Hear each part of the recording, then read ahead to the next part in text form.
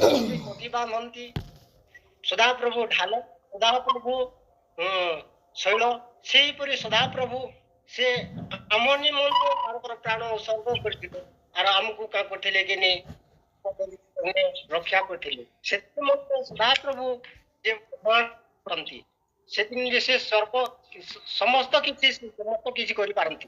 ସେଥି ନିମନ୍ତେ ସଦା ମହାନ ଆଉ ଯେ ସଦାପ୍ରଭୁଙ୍କ ଠାରେ ନିର୍ଭର କରେ ସଦାପ୍ରଭୁ ତାଙ୍କୁ କେତେବେଳେ କେବେ ତାଙ୍କୁ ତାପରେ ଉଚ୍ଚୀକୃତ ସଦାପ୍ରଭୁ ତାଙ୍କୁ ନିଚୀକୃତ କରନ୍ତି ନାହିଁ। ସଦାପ୍ରଭୁ ଯେ ନମ୍ର ହୁଏ ଆଉ ତାଙ୍କ ଠାରେ ଶରଣଗତ ହୁଏ ତାଙ୍କୁ ଉଚ୍ଚୀକୃତ କରିଥାନ୍ତି। ସେଥି ନିମନ୍ତେ ଦାଉଦ ସଦାପ୍ରଭୁଙ୍କ ଠାରେ ସେ କାଁ କରିଛି କିନି ସଦାପ୍ରଭୁଙ୍କ ଠାରେ ତାଙ୍କର ଆଜ୍ଞା ହୋଇଛି,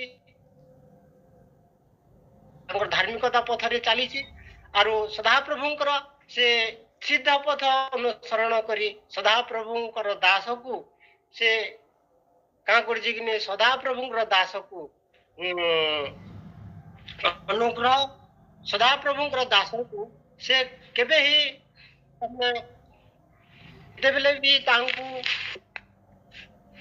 ତାଙ୍କୁ ସେ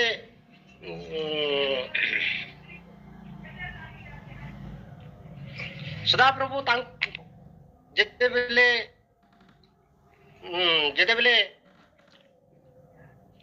ତାଙ୍କର ସମ୍ମୁଖ ତାଙ୍କର ଯେତେବେଳେ ଗୃହ ମଧ୍ୟରେ ଥିଲେ ସେତେବେଳେ ଦାଉଦ କରିବା ନିମନ୍ତେ ସେ ସେ ମାରିବା ନିମନ୍ତେ ପ୍ରୟାସ କରିଥିଲେ, କିନ୍ତୁ ସଦାପ୍ରଭୁ ତାଙ୍କୁ ଅନୁଗ୍ରହ କଲେ ଆରୁ ସେ ତ୍ରିଶୂଳରେ କାନ୍ଥରେ ବାଜିଲା ଆଉ ସେଠାରୁ ସେ ପଳେଇ ଯାଇଥିଲେ।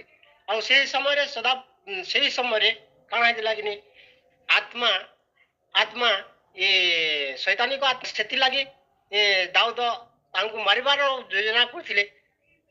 ତଥାପି ଘରକୁ ଡକେଇଥିଲେ ଆଉ ସେଠାରୁ ଦାଉଦଙ୍କର ତାଙ୍କର ସ୍ତ୍ରୀ ମିଖା ସେ କରିଥିଲେ କି ଝରକା ବାଟ କରି ତାହାକୁ ସେ ପଳେଇ ଯାଇଥିଲେ। ଆଉ ପର୍ବତ ମଧ୍ୟରେ ଯେତେବେଳେ ଅଗମ୍ୟ ସ୍ଥାନରେ ସେ ଥିଲେ ସେହି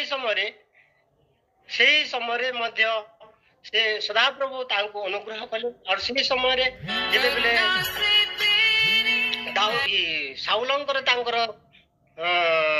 ସାଉଲଙ୍କର ଯେତେବେଳେ ସୈନ୍ୟ ସାମନ୍ତ ଘେରିଥିଲେ ସେ ସମୟରେ ସେଠାରୁ ପଳେଇ ଯିବା ସେ ସମୟରେ ସଦାପ୍ରଭୁଙ୍କର ଦୂତ ଉପସ୍ଥିତ ହୋଇ ସେମାନଙ୍କୁ କହିଥିଲା ଯେ ତମକୁ ପାଲେଷ୍ଟିୟ ମାନେ ତୁମ ଦେଶକୁ ପାଲେଷ୍ଟିୟ ମାନେ ଆକ୍ରମଣ କରୁଅଛନ୍ତି ବୋଲି।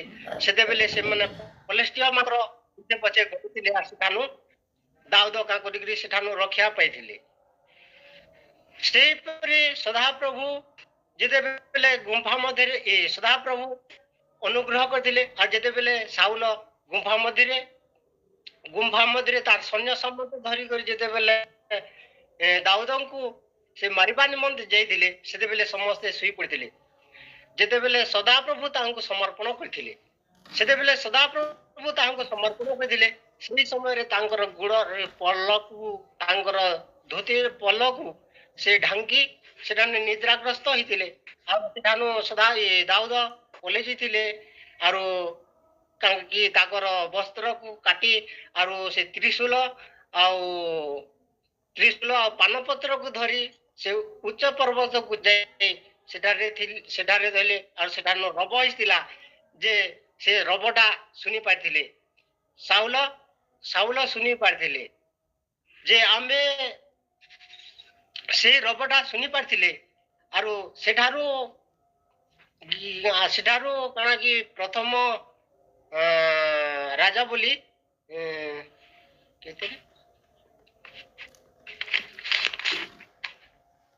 ପ୍ରଥମ ରାଜା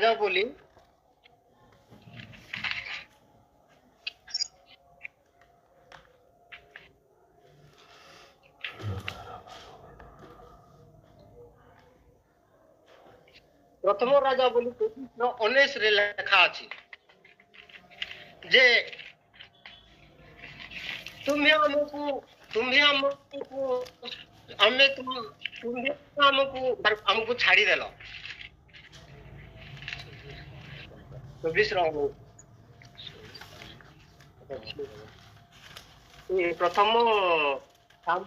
ପ୍ରଥମ ସାମୁଏଲ 24 ଯେ ମୁଁ ପଢିଦେବି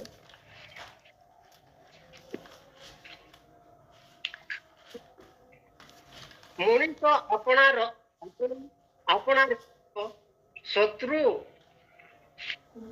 ପାଇଲେ ସେ କଣ ତାକୁ ଛାଡ଼ି ତାଙ୍କୁ ଭଲରେ ଯିବାକୁ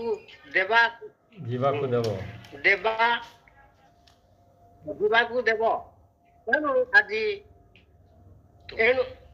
ମୋ ପ୍ରତି ତାହା କରିଅଛ ତହିଁ ଲାଗି ସୁଧା ପ୍ରଭୁ ତୁମକୁ ଉତ୍ତମ ପୁରସ୍କାର ଦିଅନ୍ତୁ ଯେତେବେଳେ ସଦାପ୍ରଭୁଙ୍କର ଦାସ ଦାଉଦ ସାଉଲଙ୍କର ଯେତେବେଳେ ସାଉଲ ଯେତେବେଳେ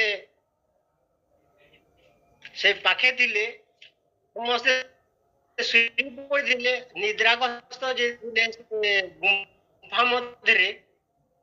ଗୁମ୍ଫା ମଧ୍ୟରେ ନିଦ୍ରାଗ୍ରସ୍ତ ଯିବା ବେଲେ ସେତେବେଳେ ତାଙ୍କର ଯେତେବେଳେ ତାଙ୍କର ଅନୁଚର ମାନେ ଥିଲେ ସେମାନେ କହୁଥିଲେ କି ବଧ କର ବୋଲି ସାଉଲ କେହି ମୁହୂର୍ତ୍ତରେ ସୁଯୋଗ ଦେଖି ବଧ କର ପ୍ରଭୁ ତୁମ ଠାରେ ସମର୍ପଣ କରିଛନ୍ତି ତାହାକେ ବଧ କର ବୋଲି କହିଦେଲେ ଯେ ସେତେବେଳେ ସାଉଲ କାଣା ବୋଲିଥିଲା ସେତେବେଳେ ସାଉଲ ପ୍ରଭୁଙ୍କର ଅନୁଗ୍ରହ ଦାସଙ୍କୁ ଆମେ ବଧ ନାଇଁ କରୁ କାରଣ କି ସଦାପ୍ରଭୁ ଦାସକୁ ଯେ ତାଙ୍କର ହାତ ଉଠାଏ ପରମେଶ୍ୱର ତାଙ୍କୁ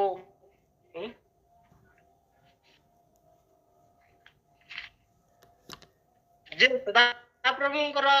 ସଦାପ୍ରଭୁଙ୍କର ଦାସ ଉପରକୁ ହସ୍ତ ଉଠାଏ ସେ ପରମେଶ୍ୱରଙ୍କର ଉପରେ ହସ୍ତ ଉଠାଏ ସେଥିପାଇଁ ସେ ପ୍ରଭୁଙ୍କର ଭୟକାରୀ ଥିଲା ଦାଉଦ ପ୍ରଭୁଙ୍କର ଭୟକାରୀ ଥିବାରୁ ସେ ସାଉଲ ପ୍ରତି ତାମାନେ ହସ୍ତ ନେ ଉଠେଇ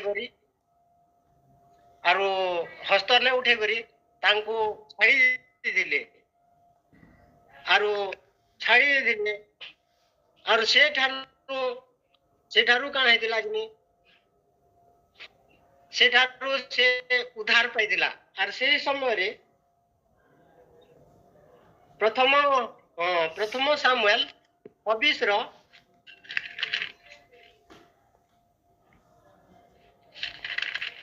26:23 ଲେଖା ଅଛି ପ୍ରଥମ ସାମୁଏଲ 26:23 ଲେଖା ଅଛି ପୁଣି ସଦାପ୍ରଭୁ ପ୍ରତ୍ୟେକ ମନୁଷ୍ୟକୁ ତାହାର ଧାର୍ମିକତା ଓ ବିଶ୍ୱସ୍ତତା ପ୍ରମାଣେ ଫଳ ଦିଅନ୍ତୁ ସଦାପ୍ରଭୁ ଆଜି ଆପଣଙ୍କୁ ମୋହର ହସ୍ତରେ ସମର୍ପଣ କଲେ ହେଁ ମୁଁ ସଦାପ୍ରଭୁଙ୍କର ଅଭିଷେକର ପ୍ରତିକୂଳରେ ବିସ୍ତାର କରିବାକୁ ଇଚ୍ଛା କଲି ନାହିଁ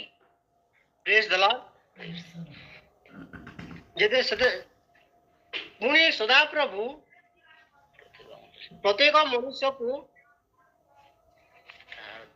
ତାଙ୍କର ଧାର୍ମିକତା ଓ ବିଶ୍ୱସ୍ତତା ଦାଉଦ ଯେତେବେଳେ ଧାର୍ମିକତା ବିଶ୍ୱସ୍ତ ଥିଲେ ପରମେଶ୍ୱର ବିଶ୍ୱସ୍ତ ଥିଲେ ଆରୁ ସେ ଧାର୍ମିକତା ଆଚରଣ କରି ପ୍ରଭୁଙ୍କର ତାମାନେ ଅନୁସରଣ କରୁଥିଲେ ପ୍ରଭୁଙ୍କର ବାକ୍ୟ ପ୍ରଭୁଙ୍କର ବ୍ୟବସ୍ଥା ଅନୁସାରେ ସେ ଚାଲୁଥିଲେ ପ୍ରଭୁଙ୍କର ବ୍ୟବସ୍ଥା ଅନୁସାରେ ଚଳିବାରୁ ସଦା ତାହାଙ୍କୁ କାଁ କଲେ କିନି ସେ ହରିଣୀ ଯେନ୍ତା ବାଘର ଯେତେବେଳେ ବାଘ୍ୟର ସମାପନ ହରିଣ ତାଙ୍କର ଗୋଡକୁ ଏତେ ଶକ୍ତ କରିଥାନ୍ତି ଯେ ବାଘ୍ୟରୁ ସେ ଓହ୍ଲେଇବାକୁ ସମର୍ଥ ହେଇଥିଲେ। ଆରୁ ସେ ହରିଣୀକୁ ଉଚ୍ଚ ସ୍ଥାନରେ ସ୍ଥାପନ କରିଥାନ୍ତି।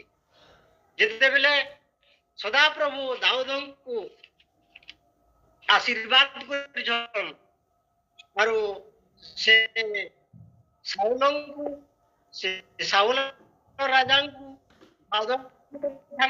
ସମର୍ପଣ କରିଅଛନ୍।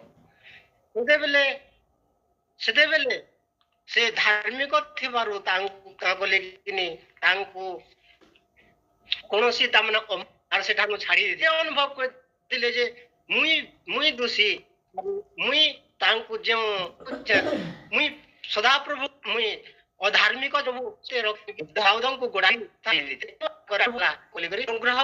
ଅନୁଗ୍ରହ କରିବେ।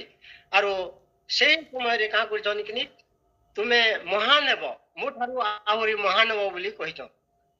ଆରୁ ସେ ଦିନେ କାଁ ହେଇଥିଲା କିନି ସେ ଇସ୍ରାଏଲର ସେ ରଜା ହେଇଥିଲା।